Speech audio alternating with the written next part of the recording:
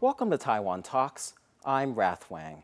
Italy hosted the annual G7 summit, where we saw Giorgia Meloni bring together leaders of the world from Joe Biden to Fumio Kishida. There was also a special guest, President Volodymyr Zelenskyy, where Ukraine was discussed among other topics from Gaza to China. This was also the last summit prior to the U.S. presidential elections. We'll look at the role of the G7, what it means for not just the U.S., Taiwan, and the entire world. Joining us today are Lai I-chung, Prospect Foundation President, Chia-yi, National Zhengzhi University, Director of the International Master's Program in International Studies. A very warm welcome to both on the show. President Lai, I'll start with you. What were the key highlights of this year's G7 summit?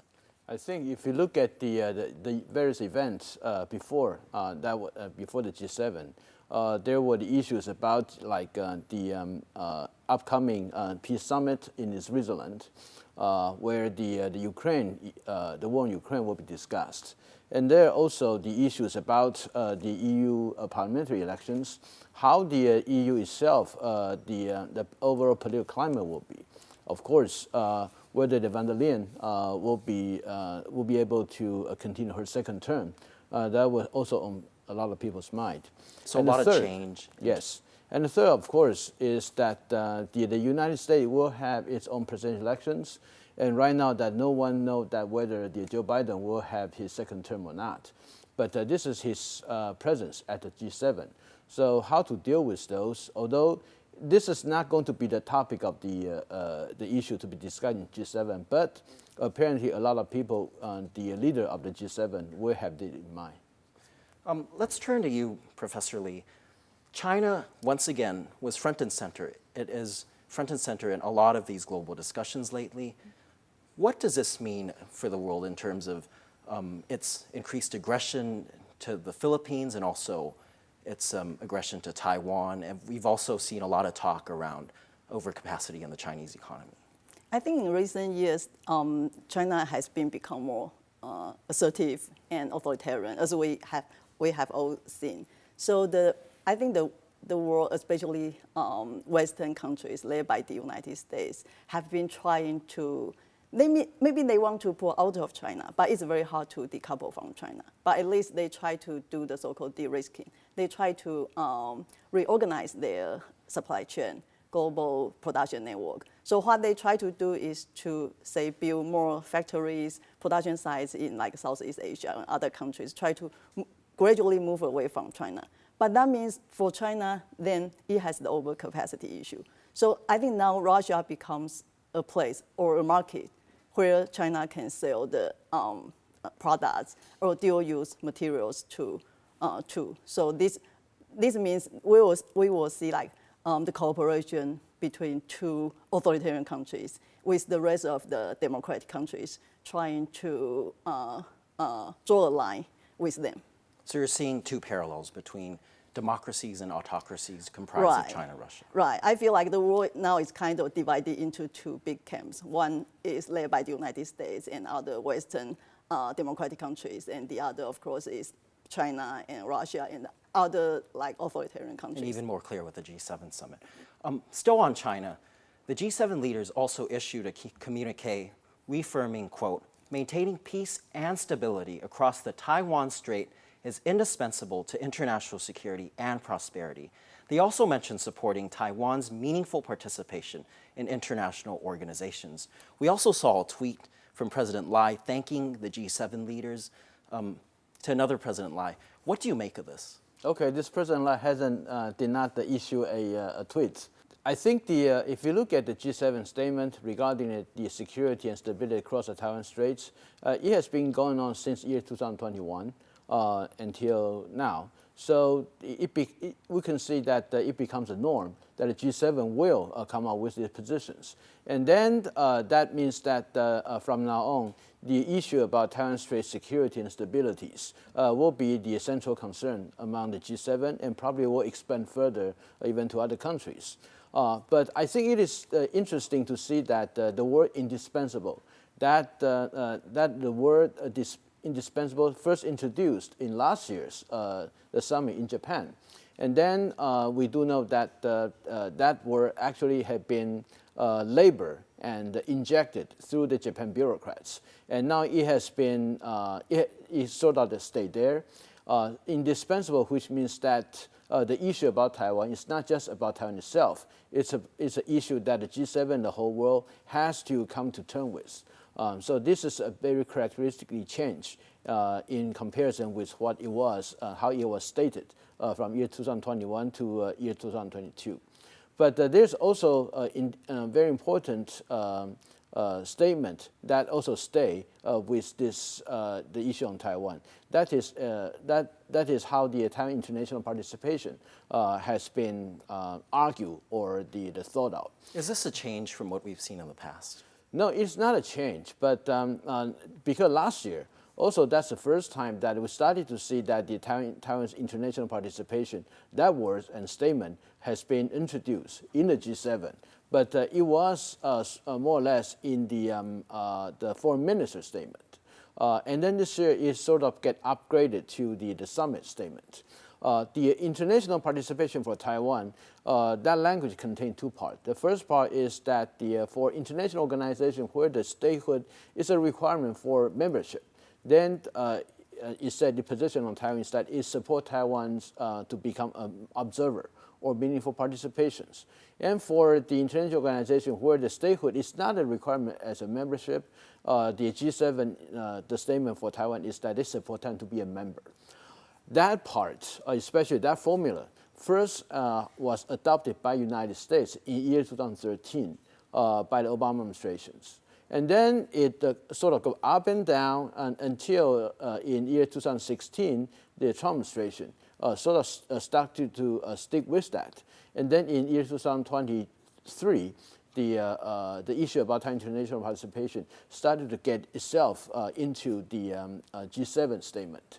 So to a certain extent, we can say that since G7 comprised 7 states and also include in European Union, so that in terms of Thai international organization participations, we should be able to count on the G7, and not just about United States, to come to terms with how they wanted to cooperate together to enhance the likelihood for Taiwan to participate internationally. The U.S. announced more sanctions against Russia just one day before the summit. It added Chinese companies that were linked to Putin's war efforts, with President Biden coming out to condemn China for its continued support and for financing of Russia's invasion of Ukraine. President Lai, how does this impact the equation with Ukraine and Russia? I think definitely that the U.S. is putting more sanction on Chinese, especially whether that is the military directly related company or the dual use companies. But I think that also sends out a signal that the direction to ask for the accountability of Chinese role in the war in Ukraine, that also becomes more apparent.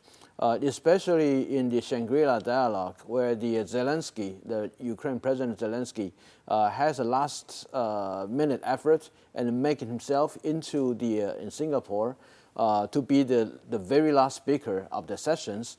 But in that session, he sort of came out lambasted against the China. And you were actually there. Yeah, I was there. I was there, yes. And I can see that the disappointment feeling expressed by the President Zelenskyy himself. Not only he did not meet with the Chinese Defense Minister Dong Jun, and he also came out and said that China was trying to help Russia to discourage the country in the Asia Pacific not to participate in the Switzerland Peace Summit, in which Ukraine believed that the whole world needs to come together to find out common positions and to convince Russia that they need to come to terms with Ukraine. But China apparently not only itself did not publicly say that China would not participate, but China also helped Russia by discouraging other countries from not going to participate. And Chinese effort paid up to a certain extent, and that also decreased the convincing power of the Switzerland Peace Summit. So Zelenskyy wasn't very pleased, and he was apparently very disappointed. Disappointment, indeed. Professor Lee, how do you see this in terms of what President Lai mentioned, the snub and efforts to curb participation at the Ukraine Peace Summit? How will this affect China-Ukraine relations? I think now we have seen that China seems to move closer to Russia, because China used to say that it wants to play a mediator role in terms of the Russia-Ukraine war, right? Last year, China actually proposed an alternative peace plan in which China hopes to, both sides can sit down and talk about a peaceful solution. But I think recently we have seen that some evidence shows that China has sent dual-use materials, components, maybe not directly send weapons to Russia, but China provides some technology and components that will help Russia in the battlefield. So what's changed from its initial promise of not to be involved to actually giving aid to Russia? I think the war's containment of China may be an important factor. As we talk about the overcapacity issue, right? China is facing this problem. So now Russia is another place where China can sell the products to. But I think the issue is also that the Russia-Ukrainian war is lasting for more than 2 years, right? And every country says they want to see the end of the war, but no one predicts what will happen. So China may want to be more aggressive and play some role in this war. But so far we haven't seen any productive result. President Lai, you were also at Shangri-La. Do you see any change of, say, the dynamics of where the war is going, given that the U.S. has provided additional aid out of its drawdown facility to Ukraine, and also at the G7, there were an additional $500 million US dollars from G7 leaders to support Ukraine in its efforts with Russia? Well, I do not think that you could see that directly in the Shangri-La, but we do know that the earlier when the U.S. approved the package for the support for Ukraine, also in that package contains the support for Israel and Taiwan. But apparently the package about the support for Ukraine, right now we saw some delivery of the weaponry system, and it started to pay off. At least the Russians' advancement in the Kharkiv area started to get stalled. And the Ukraine also sort of got unleashed by the European leaders as well as the United States, that Ukraine can more freely use their weapons, especially U.S.-made weapons, to attack the targets within Russia. Because earlier, the range of those weaponaries has restrictions. There are restrictions about those range about the weaponaries in order to avoid taking the target within Russia. And that becomes an issue that when Russia, they can freely fire the weapons in their home base against the Ukraine target, and especially using all kinds of munitions and also almost like unlimited munitions to bombard Ukraine, and Ukraine cannot fight back. Ukraine can only intercept those weaponaries when they enter the Ukraine space. So which means that the Ukraine are basically defending with one hand tied and difficult for them.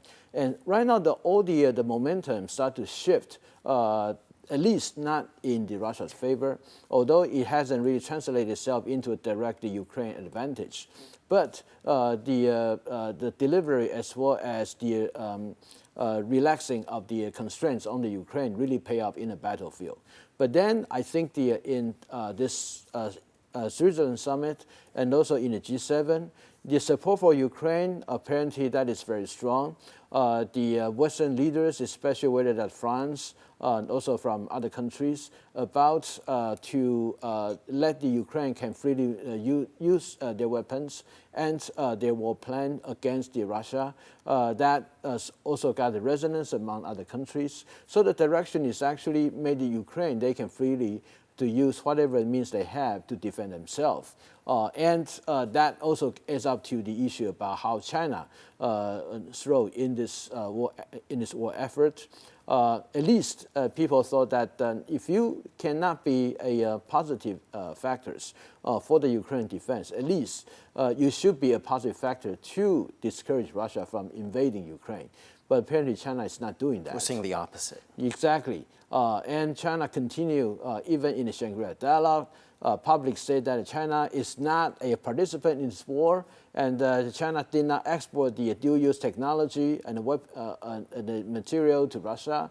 But then I remember back when the Dongjun said that the next session, when the Australian defense minister come out, and he immediately said the opposite, that China is responsible for those developments. So apparently the Western leader did not or does not approve what the Chinese leadership wanted to say, and they want China to play a role, actually more positive, at least not to be too negative on the Ukraine.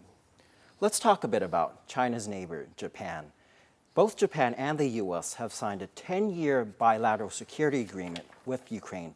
Japan's providing $4.5 billion in aid this year, with more aid and training also from the U.S. We've seen Japan take a more active role in security, as we've seen with the Philippines and also its statements on Taiwan. Professor Lee, how is Japan's role changing the equation here, not just with Ukraine, but also in the region? I think Japan has been play a very important role in East Asia. So when we talk about the first island chain, right? Japan is an important part of the first island chain. So during the Cold War, Japan was very important in terms of preventing the Soviet Union from expanding east. So Japan is a very important ally of the United States. But now we have seen that Japan, the relationship between Japan and China has been unstable. Sometimes they improve, but sometimes it kind of deteriorate. So and we also know that now China is the United States' biggest rival, right? So I think because of this issue, Japan and the United States have a more important way or space for their cooperation, especially in terms of security. So Japan's military or security strategic importance has become more important. Because of the United States pushing for these moves. Right, yeah, and because of the U.S.-Sino competition rivalry. President Lai, you were in Japan representing Taiwan there. How do you feel in terms of Japan itself now positioning itself vis-a-vis, especially Taiwan, and with its increased military role, as we've seen with former Prime Minister Abe? I think right now Japan definitely recognizes the importance of Taiwan and how the security threat by China on Japan, the kind of the level. But the issue about how Japan can support Taiwan, also about Japan's support for Ukraine, always rests upon how it will have to reform its own legal systems. Because there are so many law requirements or the restrictions for Japan not to export the weaponaries or the dual-use materials to the area where the war just happened. So that the Japan if you look at the Japan's export to the Philippines, it's always the argument Japan has that they did not export weaponry to Philippines. They export the law enforcement material. So that like a Coast Guard ship, and even that Coast Guard ship is a second-hand, the used one, not the brand new. And for their support of the Ukraine, it also applies to a similar thing that Japan hasn't been. It's not exporting the dual-use material. They are exporting all the things that the Ukraine needed for their home social resilience, the home care. So that Ukraine could free up some of its budget to purchase something that they desperately needed for the defense. And similar thing also apply for the Japan's possible support for Taiwan. Right now, the Japan still the kind of restriction about not to export the weapons to Taiwan due to the Taiwan-China the disputes still applies.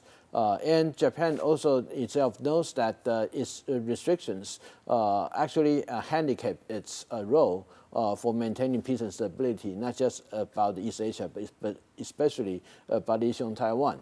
But to amend that regulations, sometimes politically will open other important or controversial the legal hole that a lot of people wanted to exploit it, so that all kind of political considerations come into play and force Japan to take the current so-called status quo approach, not to try not to reform or take into the issue about the law too much, but to try to expand it as much as possible within that framework about how it can do, how they can do about Taiwan and Ukraine. In terms of Ukraine, we've also seen other countries come out. We've seen European nations, and with this extra funding, do you think that this will increase pressure on China to come more to what President Lai described, to either not do anything or not obstruct? What do you think, Professor Lee? Actually, China has been quite active to propose the so-called alternative peace plan for the Ukraine and Russia war. But I don't think it's anything new, because last year China already proposed this 12-point plan in which there are no any my personal view is that there are not any concrete details. Although so it's more supporting about Russia behind. more about principles like respect for sovereignty, like no hostilities and so on. But the key thing is that China wants any peaceful dialogue or peaceful talks should involve both Russia and Ukraine. But this will be a very difficult thing to do, right? So President Lai mentioned the Switzerland summit just a few days ago. China didn't attend the summit. Russia didn't attend the summit. And China even lobbied for other countries, especially global South countries, not to attend the summit, because China say, oh, okay, we have a better peace deal. And China say that actually quite many dozens of countries accepted this deal. So I think China has been trying to show some role in this event.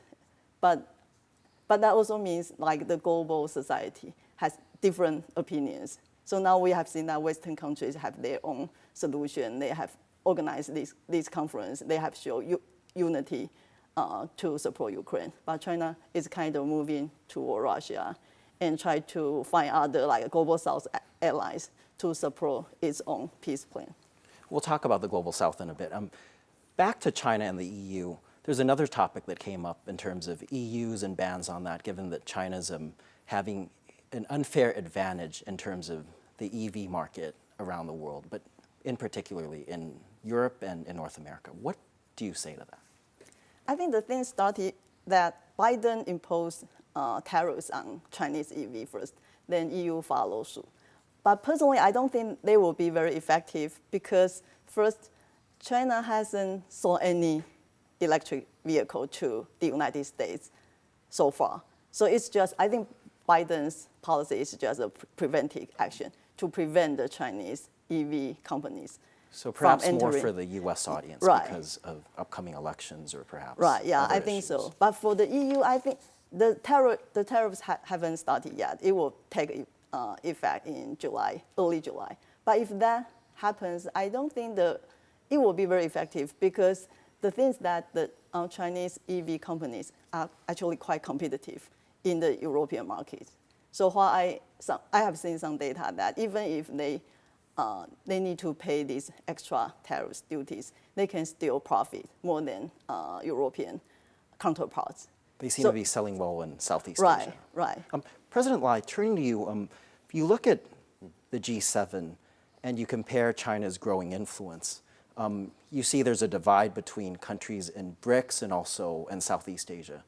How do you think these two will end in terms of influence? Will the democratic liberal order still prevail? I think right now it's in a very difficult stages. The contention definitely has been raising around the intermediate line, especially in the global South. And the strong democracies like the United States, Western Europe, as well as Australia, Canada, and those countries, they more or less they unite together. And the other side by China, Russia, Iran, North Korea apparently, and probably plus some other country like Venezuela, they are united together not because of their common goal or they have a common ideology, but because of the common hatred toward the United States and the democracy themselves. As for their individual interests, it's actually more diverse than a lot of people think.